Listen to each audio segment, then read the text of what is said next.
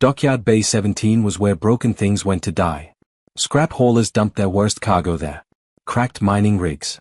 Burnt-out engine cores. Military prototypes that had quietly failed and needed to disappear. No one came to Bay 17 unless they had to. Except Marcus Hale. Marcus wasn't famous.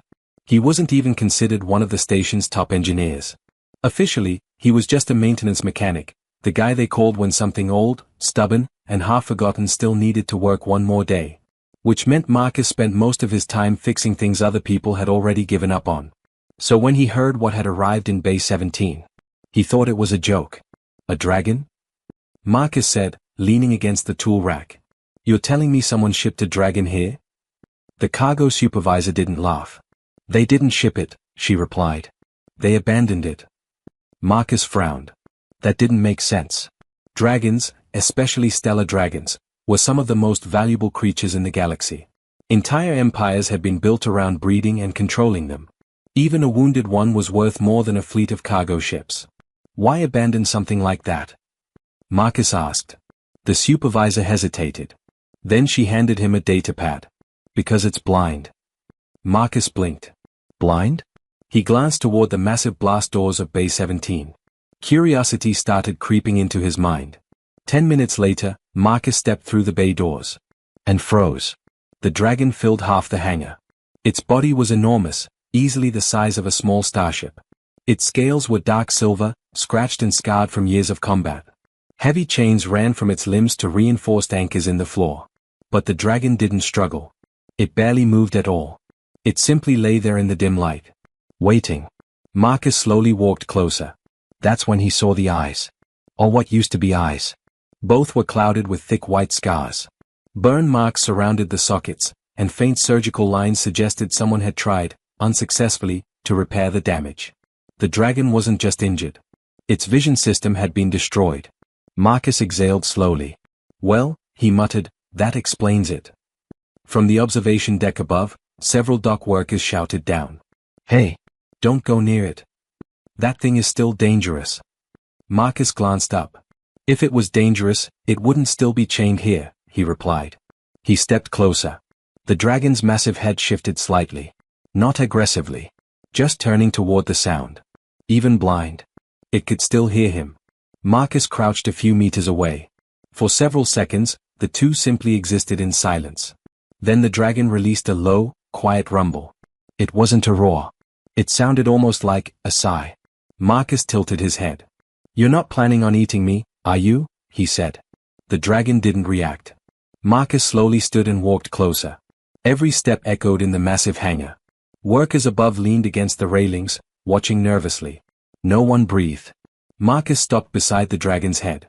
Up close, the creature was even more impressive. Each scale was larger than his hand.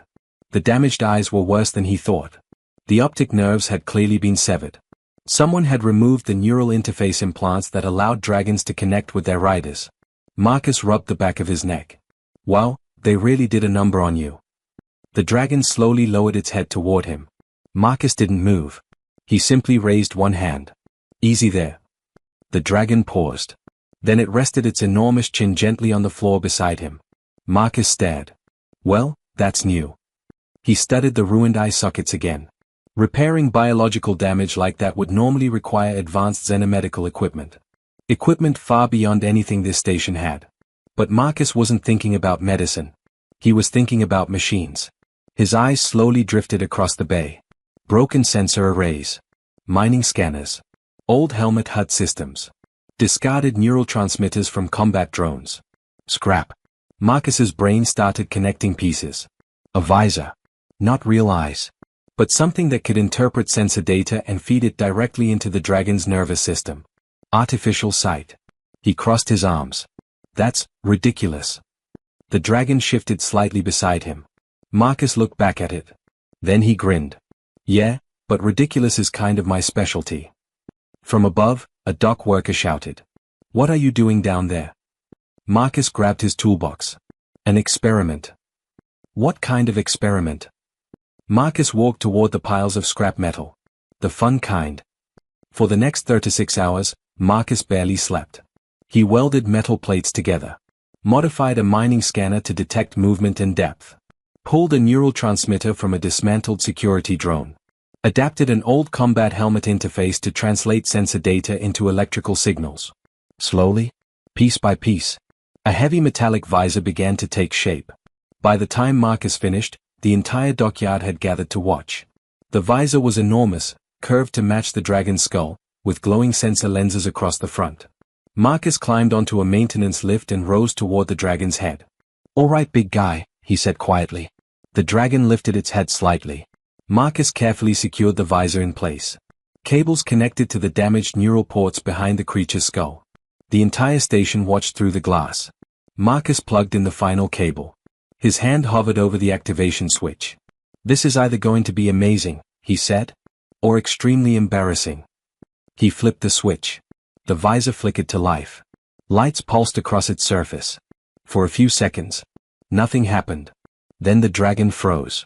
Its body went completely still. Marcus held his breath. Slowly, very slowly, the dragon lifted its head. The glowing visor turned toward Marcus. Not randomly. Not blindly. Directly at him. Marcus blinked. "Well, I'll be." The dragon released a deep rumbling sound that echoed through the hangar. Not a roar. Something softer. Something like relief. The entire dockyard erupted in stunned cheers. Marcus climbed down from the lift, laughing. "Looks like you can see again." The dragon followed him with its gaze. Across the hangar. Across the floor. Every movement tracked perfectly. The first sight it had seen in years. But Marcus didn't notice something else. Far beyond the station. Four massive shapes dropped out of hyperspace. Dominion war cruisers. And they were already accelerating toward Bay 17. The celebration inside Dockyard Bay 17 lasted less than 5 minutes. At first, the workers were laughing, cheering, slapping Marcus on the back as if he had just pulled off the greatest engineering trick in station history. Which, to be fair, he probably had. A blind stellar dragon had just turned its head and followed a moving cargo drone across the hangar with perfect precision. The heavy metallic visor covering its ruined eyes glowed softly, its sensor lenses adjusting as it processed depth, motion, and thermal signatures. Marcus stood with his hands on his hips, staring at his creation. "Well," he muttered, "I guess that worked." The dragon lowered its massive head toward him again. This time it didn't hesitate. It leaned forward until its armored snout hovered only inches from Marcus. The visor sensors flickered. Tracking. Studying. Marcus slowly lifted a hand and tapped the metal plating of the visor. "How's the new hardware?" he asked. The dragon released a deep rumbling sound that vibrated through the entire hangar. It wasn't a threat. It sounded almost like curiosity. Marcus chuckled. "Yeah, that's about what I expected." Behind him, the dock supervisor shook her head in disbelief. "I cannot believe you actually fixed it." Marcus shrugged. "I didn't fix it. I just gave it a new interface." He glanced back at the dragon. "Technically, it's more like a very large helmet." The dragon shifted its wings slightly, the chains clanking across the reinforced floor. But it didn't struggle. Instead, it slowly stood. The entire hangar went silent. Even chained, the dragon's full height was terrifying. Its wings stretched halfway across the bay. Its claws scraped the metal floor as it carefully adjusted its balance. And the visor continued to glow as it scanned the room. Marcus took a cautious step back. "Okay, let's not break anything." The dragon turned its head slowly. It looked at the massive cargo doors. Then the tool racks. Then the observation deck. Then back to Marcus. Following every movement perfectly. The dock workers began whispering. "It really works. That thing can actually see again." Marcus scratched the back of his neck. "Well, sort of. It's not real sight. The visor translates sensor data into neural signals." Blank stares. Marcus sighed. "It means the dragon understands what it's seeing." That was enough explanation for them. But something else had happened when Marcus activated the visor. Something no one in the hangar knew about. Deep inside the dragon's skull, a dormant system had just awakened. 4 years, the dragon's internal identification beacon had been silent. Its neural systems too damaged to broadcast the signal. But when Marcus connected the visor's neural transmitter, power returned to the old circuitry. And somewhere inside the dragon's brain, a coded signal activated. A signal that had not transmitted in nearly 6 years. Across deep space, far beyond the system. 4 massive ships were cruising through hyperspace. They were Draconis Dominion war cruisers, sleek, deadly vessels designed to control entire sectors of space. Inside the command bridge of the lead cruiser, a sensor officer suddenly froze. "Commander, we just received something." The bridge fell silent. "What kind of signal?" the commander asked. The officer stared at the screen. I don't believe it." The commander stepped forward. "Explain." The officer swallowed. "It's a Royal Dragon beacon." The entire bridge erupted in confusion. "That's impossible. All Royal Dragons are accounted for." The officer shook his head. "Not all of them." He enlarged the signal on the display. A single identification code blinked across the screen. The commander's eyes widened. "No." He whispered the name like a ghost. "Viranth. The Lost Dragon." 6 years earlier, the Dominion heir's personal war dragon had been blinded during a catastrophic battle. Despite every attempt to repair it, the creature's neural systems had collapsed. The dragon had been declared permanently disabled. Useless. It had been quietly removed from the Dominion's military registry. The commander turned to the navigation officer. "Where is the signal coming from?" The answer appeared on the screen. "A civilian trade station," the officer said. The commander stared at the coordinates. "A scrapyard." For several seconds, the bridge remained silent. Then the commander gave the order. "All ships adjust course." 4 cruisers changed direction instantly. "Prepare recovery teams," he said. The navigation officer hesitated. "Commander, if the dragon is truly active again." "Yes?" "That would mean someone repaired it." The commander folded his arms. "Then we will find out who." Back at the station, Marcus had no idea that a fleet was now racing toward them. He was currently sitting on an overturned crate while the dragon examined a floating cargo drone like a curious animal. The visor sensors pulsed as the dragon tracked the machine's movements. Marcus nodded approvingly. "Good response time." The dragon tilted its head. Marcus laughed. "Don't worry. I'm still working out the settings." The dock supervisor approached him nervously. "So, what happens now?" Marcus shrugged. "Now." He looked up at the enormous creature towering over him. "Now we figure out what a dragon with a sensor visor wants to do." That was when the station lights suddenly flashed red. A loud alarm blared across every corridor. Marcus looked up. "That's not good." A voice echoed through the station speakers. "Attention all personnel. Unidentified military vessels have entered orbit." Workers rushed to the observation windows. Outside the station, 4 enormous silhouettes appeared against the stars. Warships. Huge ones. Marcus squinted. "Okay." He slowly stood. "Those definitely weren't here earlier." The station controller's voice returned, tense. "Ships have identified themselves as Draconis Dominion military." The dock supervisor's face turned pale. "Marcus." He looked at her. "Yes?" "They're requesting access to Bay 17. Marcus blinked. Then slowly looked back at the dragon beside him. "That might be about you." The 4 cruisers didn't just sit in orbit. They made sure the entire station could see them. From the observation windows, the ships looked enormous, sleek black hulls lined with glowing weapon arrays and layered armor plating. Each one was easily large enough to level a small city. And there were 4 of them. Dock workers crowded the windows, whispering nervously. "Those are Dominion war cruisers. Why would they come here? Did someone attack them?" Marcus stood near the center of Bay 17 with his arms crossed, staring up through the hangar's open shield. "Well," he muttered, "this feels slightly excessive." Beside him, the dragon slowly turned its head toward the sky. The visor glowed brighter. Tracking the ships. Analyzing them. Marcus glanced up at it. "You know something about this, don't you?" The dragon released a low rumble but didn't move. Across the station, the command center was in chaos. The station director wiped sweat from his forehead as a holographic transmission appeared in front of him. A tall armored figure materialized. The uniform was unmistakable. Draconis Dominion Military Command. The officer's voice was calm. But cold. "This station currently houses Dominion property."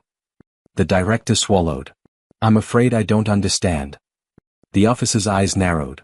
"You possess a stellar dragon registered under Dominion Royal Command." The room fell silent. The director blinked. "You mean, the blind one?" The officer's expression hardened. "Return it immediately." Back in Bay 17, Marcus was adjusting a calibration dial on the visor. The dragon blinked slowly behind the glowing interface. Okay, Marcus said. Your depth mapping is working fine, but the motion detection might need. The hangar doors slammed open. Station security rushed inside. Marcus looked up. Hello? The lead officer walked straight toward him. Marcus Hale? That's me. You need to come with us. Marcus gestured toward the dragon. Kind of in the middle of something here. The officer lowered his voice. The Dominion fleet outside is demanding the dragon. Marcus paused. Demanding? The officer nodded. They say it belongs to them. Marcus slowly looked back at the dragon. The creature watched him quietly. Then he sighed. Yeah, that sounds like something an empire would say. A few minutes later, Marcus stood inside the station command room as the Dominion officer reappeared on the holographic display. The officer studied him carefully. You are the mechanic responsible for repairing the dragon. Marcus raised an eyebrow. Repairing is a strong word. The officer ignored the comment. You will immediately deactivate the creature and prepare it for transport. Marcus folded his arms. I'm not sure it works like that. The officer's tone sharpened. That dragon is Dominion military property. Marcus glanced around the room. Funny story, he said. When it arrived here, no one seemed interested in claiming it. The officer's eyes darkened. It was lost in battle. And abandoned, Marcus replied. The room became very quiet. The officer leaned closer to the holographic display. You are in possession of something that belongs to the Dominion heir. Marcus blinked.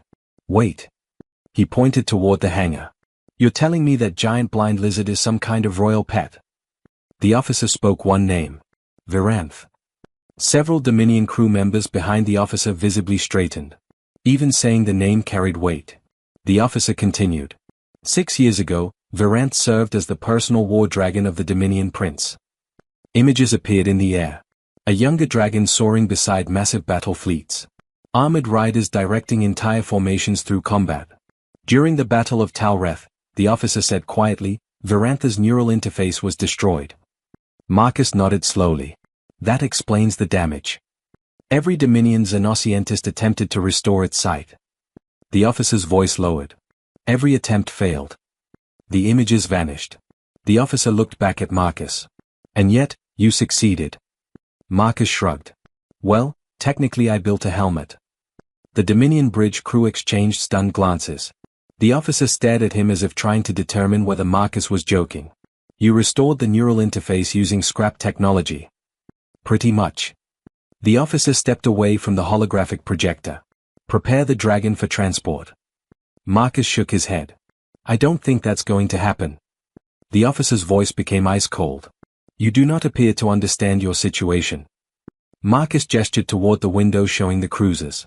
Oh, I understand perfectly. 4 warships. A military empire. And 1 mechanic standing between them and their dragon. Marcus sighed. Look, he said, if the dragon wants to go with you, that's fine. The officer frowned. Wants? Marcus nodded. Yeah. He pointed back toward Bay 17. Because right now, it's not exactly acting like it belongs to you. The officer gave a short laugh. Dragons do not choose. Marcus raised an eyebrow. You sure about that? At that exact moment, the dragon suddenly roared. Not in anger, but loud enough to shake the entire station. Everyone turned toward the hangar windows. Inside Bay 17, the massive creature had moved. It was no longer resting quietly. It had stepped forward, positioning itself directly in front of the hangar doors. Like a living wall. Marcus glanced back at the hologram. Well, he said casually. That looks like a choice to me. The roar echoed through every corridor of the station. Metal walls vibrated. Lights flickered. Even the command room windows trembled as the sound rolled across the structure like distant thunder. Everyone inside the room turned toward the observation glass. In Bay 17, the dragon had moved. Not just a little. The massive creature had stepped forward and planted itself directly between the hangar entrance and the rest of the station. Its wings partially spread. Its claws dug into the reinforced deck plating. And the visor covering its damaged eyes glowed brighter than before. The dragon was not attacking. But it was very clearly blocking the entrance. Marcus leaned slightly to look past the security officers. Yeah, he said quietly. That definitely looks intentional. On the holographic display, The Dominion commander's expression had changed. The calm arrogance was gone. Now there was something else. Shock. Impossible, he whispered. Behind him, several Dominion officers stared at their screens. Commander, the dragon is refusing the recovery team. The commander didn't answer immediately. His eyes remained locked on the image of the creature standing inside the hangar. Deploy ground units, he ordered. Minutes later, the station trembled again. Not from the dragon. From the landing ships. Through the hangar shield, several armored Dominion transport craft descended toward Bay 17. Dock workers scattered as the craft touched down outside the massive cargo doors. Heavy boots hit the floor. Dominion soldiers poured into the hangar. They were tall, armored, and heavily armed. Their rifles were designed to disable creatures the size of tanks. Yet none of them fired. They simply formed a line as their commander stepped forward. Marcus watched from the observation deck with the station director beside him. Well, Marcus said, this feels dramatic. The director looked like he might faint. Those are elite Dominion dragon handlers. Good to know. Down in the hangar, the commander slowly removed his helmet. His eyes never left the dragon. Varanth, he said calmly. The dragon's head turned toward him. For several seconds, the two simply stared at each other. Then the commander gestured toward his soldiers. Stand down. The rifles lowered. He took a few careful steps forward. Varanth, he repeated, his voice softer now. You have been found. The dragon did not move. The commander stopped a safe distance away. We have come to bring you home. Silence filled the hangar. Marcus leaned against the observation railing. Well, he muttered, this should be interesting. The commander raised his hand slightly. Release the chains. Station workers hesitated. The director looked at Marcus. Marcus shrugged. I mean, they're his ships. The director reluctantly gave the order. Massive locking bolts disengaged. The heavy chains clattered to the floor. For the first time in years, the dragon stood completely free. Everyone waited. The commander slowly extended his hand. Come, Varanth. For a moment, it looked like the dragon might obey. It took one slow step forward. The Dominion soldiers visibly relaxed. Then the dragon stopped. Its visor flickered. The creature turned its head. Not toward the commander, but toward the observation deck. Directly toward Marcus. The commander noticed. His expression hardened. No, he whispered. The dragon turned its entire body. Then it walked across the hangar. Past the Dominion soldiers. Past the commander. Straight toward the observation deck. The soldiers instinctively moved aside. No one tried to stop it. The dragon stopped beneath the deck where Marcus stood. The enormous creature looked up. Even through the visor, its gaze felt unmistakably focused. Marcus blinked. Ah. He pointed at himself. You mean me? The dragon lowered its head slightly. The commander stared in disbelief. Why, is it approaching him? One of the Dominion officers answered quietly. Commander. Dragons imprint on those who restore them. The commander's jaw tightened. That is a myth. But the officer shook his head. Not entirely. Above them, Marcus slowly walked down the stairway into the hangar. Security guards tried to stop him. Marcus, don't. He gently pushed past them. It's fine. Marcus stepped onto the hangar floor. The dragon immediately lowered its head beside him. Marcus stared at the enormous visor. Then he scratched the metal plating with his knuckles. Well, he said. That's new. The dragon released a deep rumble. Almost, content. The commander slowly approached. He stopped a few meters away. Mechanic, he said. Marcus looked up. Yeah? You repaired Varanth. Marcus nodded. With scrap parts. The commander studied the visor. Then he studied Marcus. Do you understand what you have done? Marcus shrugged. I helped a blind dragon see again. The commander inhaled slowly. No, he said quietly. You did something far greater. He gestured toward the dragon. You earned its loyalty.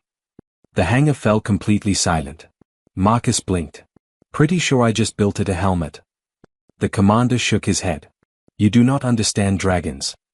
He turned toward his soldiers. Then back toward Marcus. Varanth is not just a war creature. He is the royal dragon of the Dominion heir. Marcus's eyes widened slightly. Oh. The commander continued. And dragons choose their riders.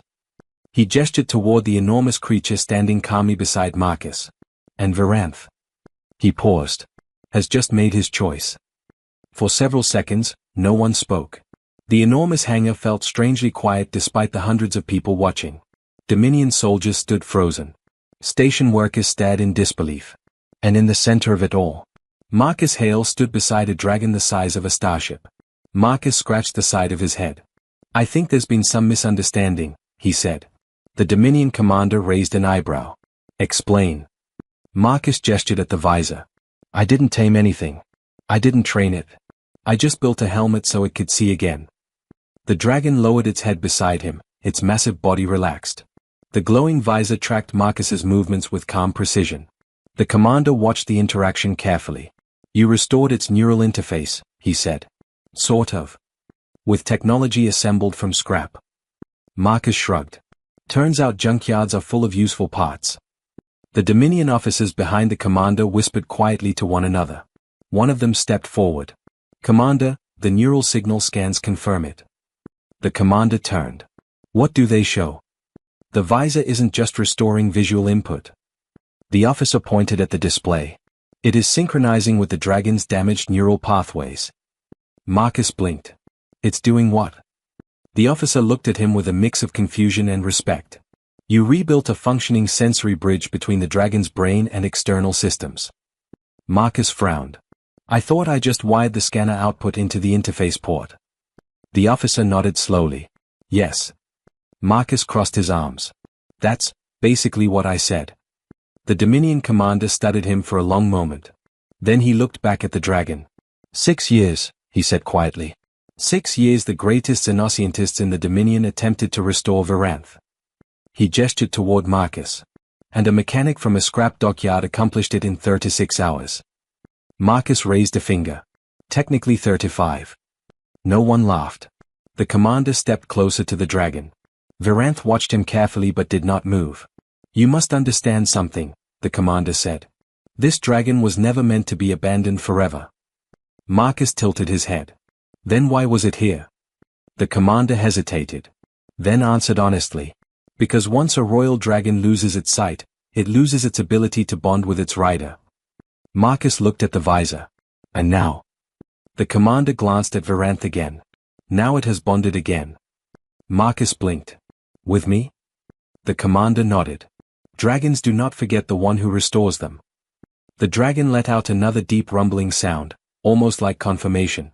Marcus sighed. Well, that complicates things. The station director leaned toward him nervously. Marcus, please tell me you're not about to start a war with an empire. Marcus looked at the commander. So what happens now? The commander was silent for several seconds. Behind him, 4 Dominion cruisers floated in orbit, their weapons capable of destroying the entire station within minutes. Yet none of them moved. Finally, the commander removed the insignia plate from his armor. It was shaped like a dragon wing. He stepped forward. Then did something that stunned everyone watching. He bowed his head slightly toward Marcus.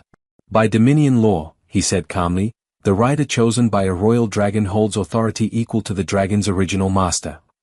Marcus blinked. I'm sorry, what? The commander straightened. Varanth was bonded to the Dominion heir. He gestured toward the dragon. And Varanth has chosen you. Marcus rubbed his face. I was having a pretty normal day before this. The commander allowed himself the faintest smile. Normal days rarely involve repairing royal war dragons. He turned toward the hangar entrance and activated his communicator. Fleet Command, he said. Yes, Commander? Cancel recovery operation.